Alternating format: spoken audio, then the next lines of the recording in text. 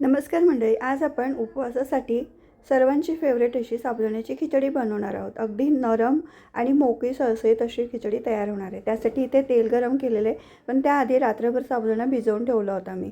तेल गरम करून त्यामध्ये जिरं टाकलेलं आहे आणि मिरच्या टाकलेल्या आहेत। मिरच्या छान खमंग परतवल्यानंतर त्यामध्ये आपण उकडलेला बटाटा थोड्या फोडी करून टाकलेल्या आहेत आणि थोडंसं मीठ टाकलेलं आहे बटाट्यांपुरता।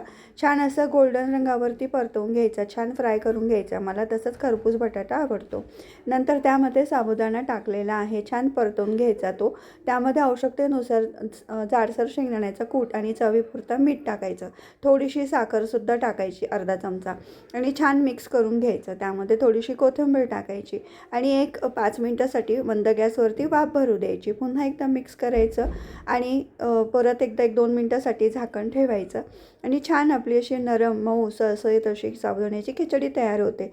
तुम्हाला आवडते की नाही साबुदाण्याची खिचडी?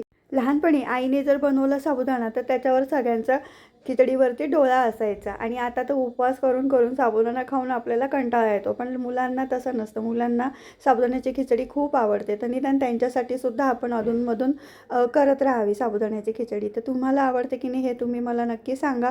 तुम्ही यासोबत काय खातात? एक साबुदाण्याची कढीसुद्धा करतात किंवा प्लेन दह्याबरोबर किंवा चटणीबरोबर सुद्धा खाऊ शकतो आपण ही चटणी। तुम्ही कशाबरोबर खातात हे मला कमेंटमध्ये सांगा। म्हणजे तुम्ही कमेंट करत नाही, कमेंट करायला लाजत आहात का तुम्ही? रेसिपी तुम्हाला थोडी जरी आवडली ना तर नक्की लाईक, शेअर, सबस्क्राईब नक्की करा आणि फॉलो करा।